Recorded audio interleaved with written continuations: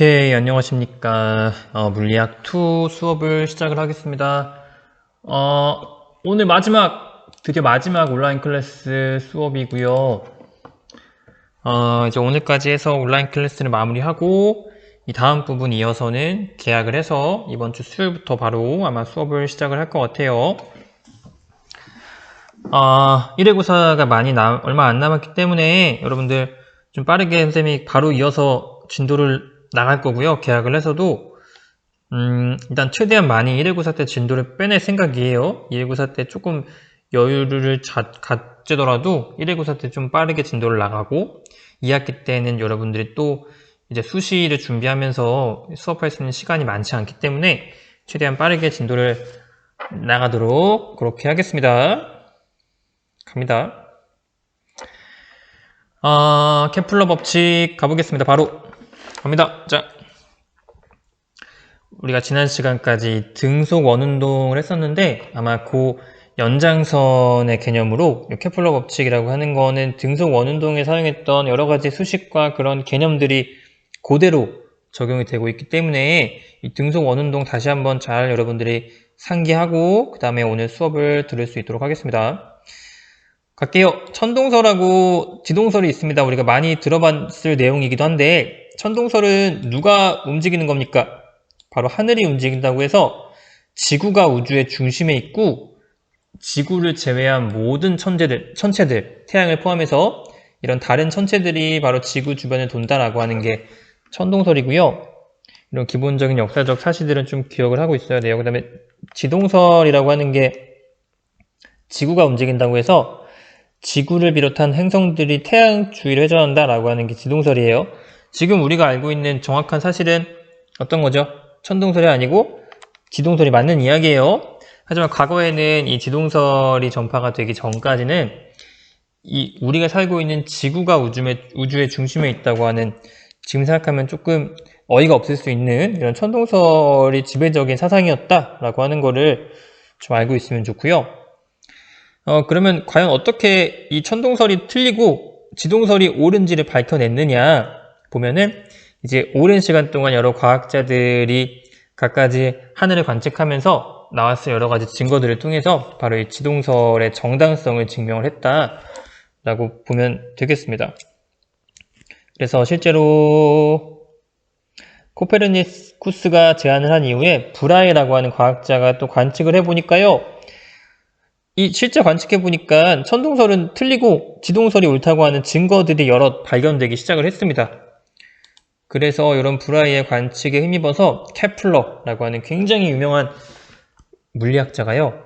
천체 물리학자가 바로 케플러의 법칙이라고 하는 세 가지 행성의 궤도 운동을 설명하는 세 가지의 법칙을 만들어 냈어요. 케플러 법칙은 너무너무 중요하니까 별표를 조금만 해둘게요. 이렇게. 뉴턴의 운동 3법칙과 마찬가지로 케플러도 역시 세 가지 법칙을 만들었는데 이 세 가지 법칙은 무조건 암기할 수 있도록 할게요. 1법칙은 타원 궤도의 법칙입니다. 태양계 내의 모든 행성들은 이름 그대로 태양을 초점으로 하는 타원 궤도를 따라 공전을 한다 라고 하는 타원 궤도의 법칙을 만들었고요. 지금 오른쪽에 이 행성의 운동하는 모습을 좀 봐볼게요.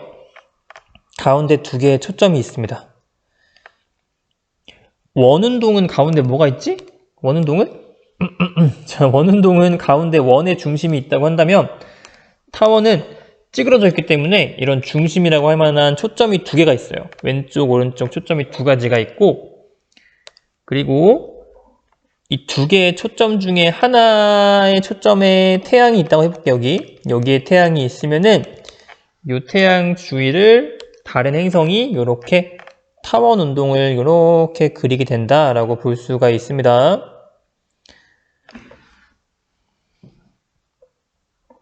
그래서 태양계 내 모든 행성들은요, 태양을 하나의 초점으로 하는 타원 궤도를 그리고 있다라고 생각을 하면 돼요. 그런데 타원의 중요한 특징이 하나가 있는데 아마 수학 시간에 배웠을지 모르겠어요.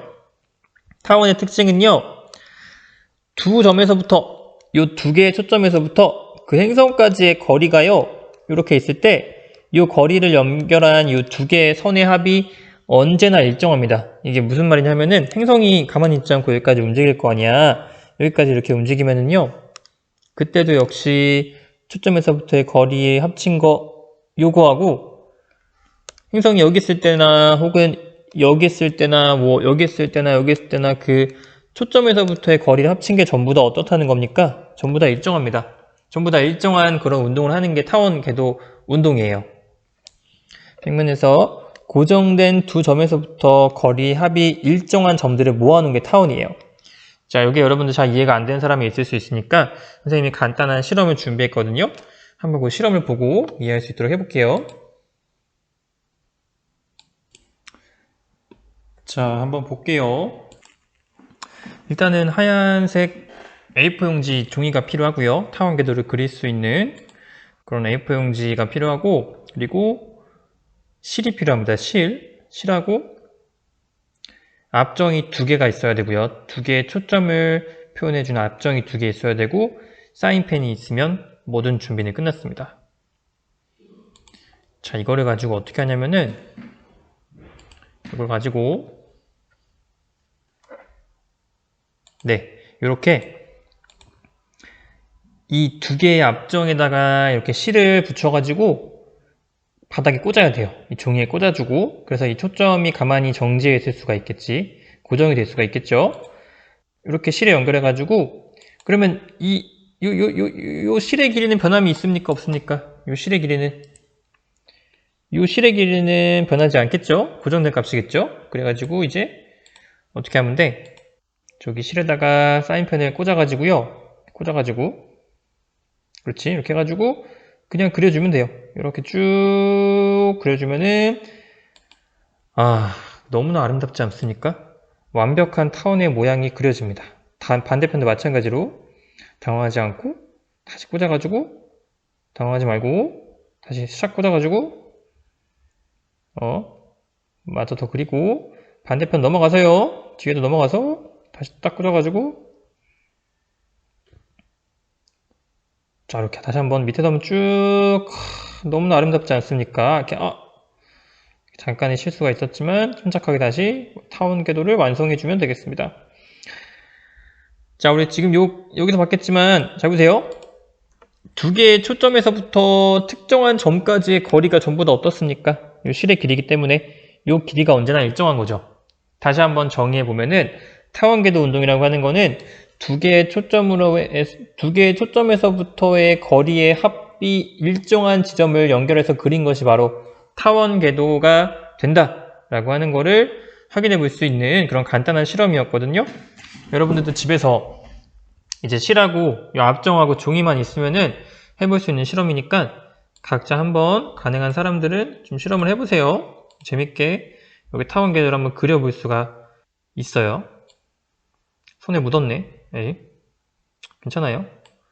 오케이. 선생님이 이렇게 좀 뭔가 실험 영상 같은 거를 많이 좀 보여주고 했어야 되는데, 선생님이 좀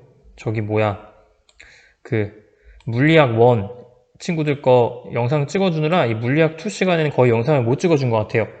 좀 아쉽지만 여러분들이 좀 이해해주세요. 동생들 좀 챙겨야 되니까 어쩔 수 없는 거였어요. 여기서 아무튼 이렇게 타원 궤도의 법칙을 한번 그려봤고요. 어렵지 않게 여러분들도 한번 그려볼 수 있으니까 집에서 시간 괜찮은 사람들 한번 그려보세요. 다시 한번 정의해 볼게요. 고립된 두 점, 초점에서부터의 거리의 합이 일정한 점들의 집합을 타원이라고 한다. 이때 2개의 점을 초점이라고 하고요. 그 다음에 자, 잘 보세요. 이 두 초점을 연결한 직선이 타원과 만나는 두 점 사이의 거리가 긴 반지름이라고 했어요. 2개의 초점을 연결한, 이게 무슨 말이야? 잠깐만. 이거 실수했다, 선생님. 여기 실수했네요. 여기 지금 보니까 두 초점을 연결한 직선이 타원과 만나는 두 점 사이의 거리는 긴 반지름이 아니고 긴 지름이고요. 이 긴 지름의 절반, 이 부분이 바로 뭐가 되는 거야? 이 부분이 긴 반지름이 되는 거고요. 다른 말로 하면 장반경이에요. 긴 반지름. 그 다음에 두 초점을 연결한 선분의 수직 이등분선이 만나는 이 점 사이의 거리가 바로 짧은 지름이 되고 그 절반은 짧은 반지름이 된다. 단반경이 된다. 이렇게 한번 여기만 좀 고쳐볼게요. 장반경과 단반경, 다른 말로 하면 긴 반지름과 짧은 반지름을 한번 이렇게 표시해 봤고요. 다시 한번 정리해 보면은 긴 반지름은 누굽니까? 요만큼이 긴 반지름 혹은 장반경이 되는 거고요. 그 다음에 요만큼이 바로 단반경, 짧은 반지름이 되는 거예요. 그 다음에 넘어가서 원일점과 근일점이 나와 있는데, 원일점은 말 그대로 1이라고 하는 거는 태양을 뜻하는 거거든. 태양에서부터의 거리가 먼 지점이 원일점이고요. 태양에서 거리가 짧은 점이 근일점이에요. 그러면은 어디가 원일점이야? 그렇지. 이 타원궤도 운동 중에서 가장 태양과 먼 지점은 어디야? 여기죠. 여기가 원일점이 되는 거고요. 그 다음에 가장 가까운 점, 여기가 바로 근일점이 되는 거죠. 원일점과 근일점. 이것도 기억을 해두세요. 타원궤도 그리기 우리 같이 지금 선생님이랑 같이 해봤던 거고 넘어갑니다. 그 다음에 두 번째가 바로 면적, 속도, 일정의 법칙입니다. 두 번째 별표를 해둘게요. 역시 1법칙과 마찬가지로 굉장히 중요한 거기 때문에 기억을 꼭 해두고 넘어갈게요. 면적, 속도, 일정의 법칙, 케플러의 제2법칙이 되겠습니다. 아니 과연 이 면적 속도가 일정하다는 게 무슨 말이냐 보니까 태양과 행성을 연결하는 선분이 같은 시간 동안 쓸고 지나가는 면적이 일정하대요. 이게 무슨 말일까요? 자, 잘 보세요. 이 그림에서 보니까요. 두 개의 부채꼴이 지금 부채꼴 두 가지가 있어. 하나는 요 부채꼴이 있고요. 그 다음 또 하나는 요 부채꼴이 있습니다. 근데 만약에 이 두 개의 부채꼴의 면적이 똑같대요. 그러면은 이 길이는 누가 더 길까? 당연히 이 AB가 CD보다 길겠죠. 왜냐면 요 반경이 짧으니까. 그러면은 이 얘기야. 요 행성이요. 요 C에서 D까지 지나갈 때 요 걸린 시간하고 그 다음에 A에서 B까지 지나갈 때 걸린 시간이 똑같대. 그렇기 위해서는 누가 더 빨라야 돼? 당연히 AB에서 지나갈 때가 빨라야겠지. 얘랑 같기 위해서는. 그래서 근일점 근처에서가요. 원일점 근처에서보다 속력이 빠른 거예요. 그러니까 정리해보면은 이 행성이라고 하는 게 요 태양과 이루는 면적 있지? 요 면적이 같은 시간 동안 같은 면적을 지나가야 되거든?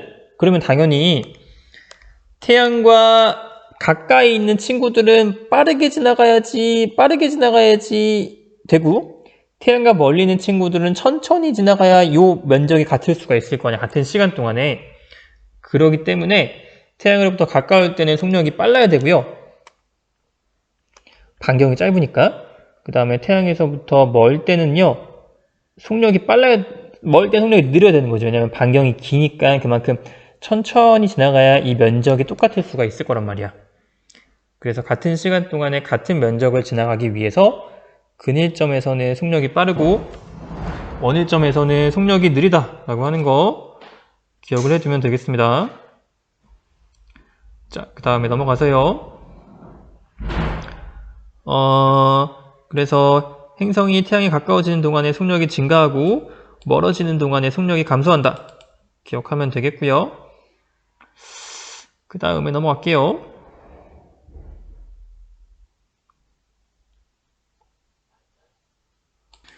그 다음에 3법칙 넘어가기 전에 잠깐만 우리 문제를 풀고 넘어갈게요. 왼쪽에 있는 문제들 다시 앞장 넘어가서요.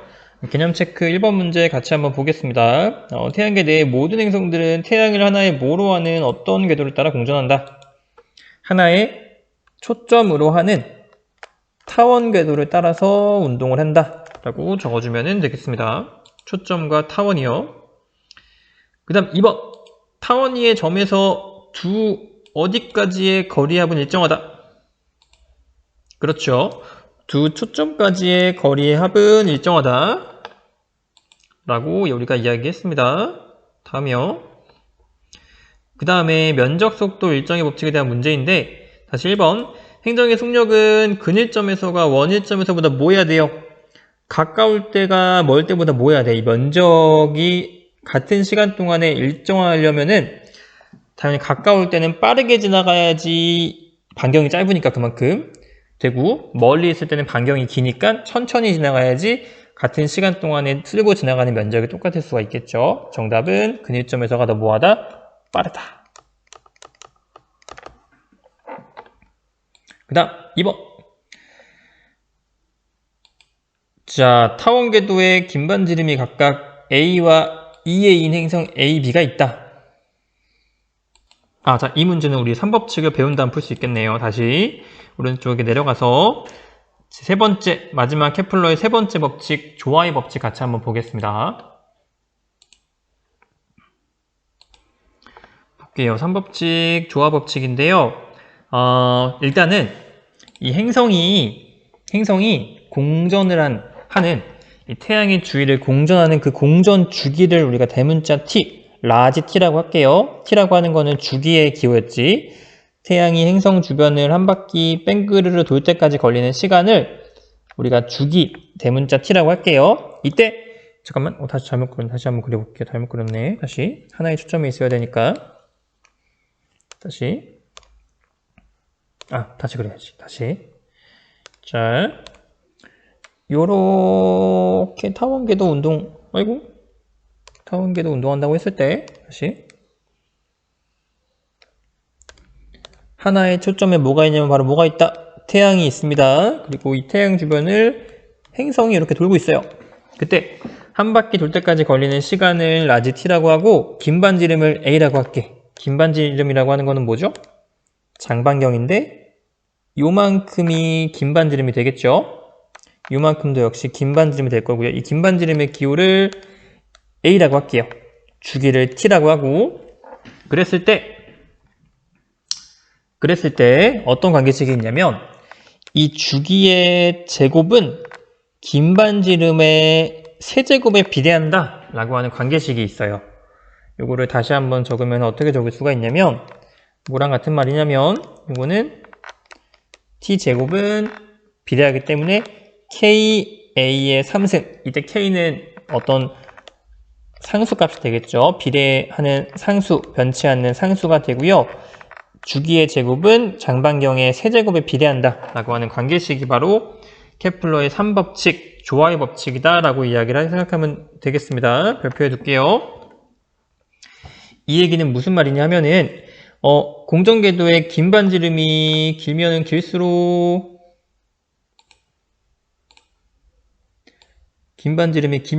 공전 주기는 길어진대요. 그렇죠?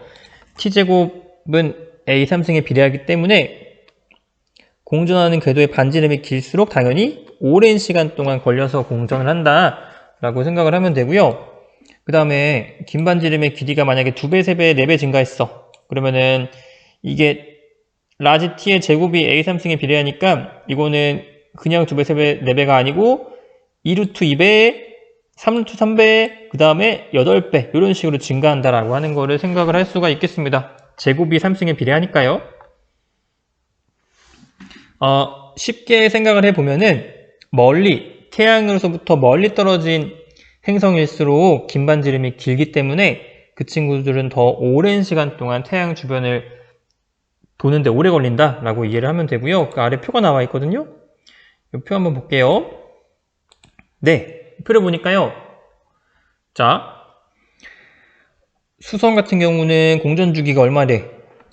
0.24년이고요. 이 기준은 누굽니까? 1년이라고 하는 지구가 기준이에요.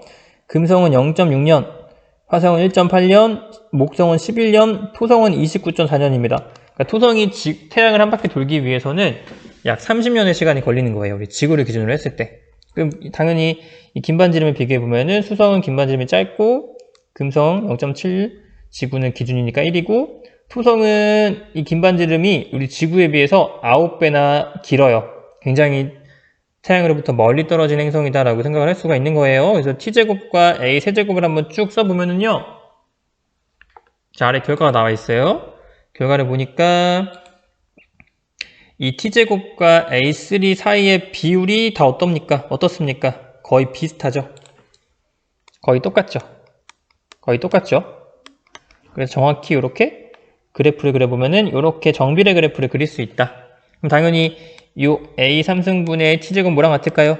우리 아까 얘기했던 K, 상수 K다 라고 생각을 해볼 수가 있는 거예요. 자, 여기서 한번 선생님이 이걸 영상을 한 가지를 준비를 해봤거든요. 그러면 같이 한번 봐볼게요. 오케이, 자, 여기 지금 주소가 나오면 안 될 것 같은데 영상을 보면 한번 봐볼게요. 이 태양계 주변에 행성들이 태양 주변에 어떤 양상으로 돌고 있는지 한번 관찰해 보도록 하겠습니다. 전체 화면을 할까?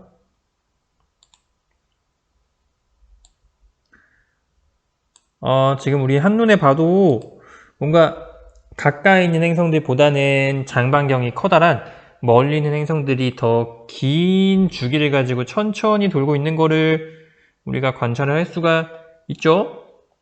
이 멀리 떨어진 토성 같은 경우나 어떤 이 친구들은 굉장히 천천히 멀리서 천천히 태양 주변을 돌고 있어요.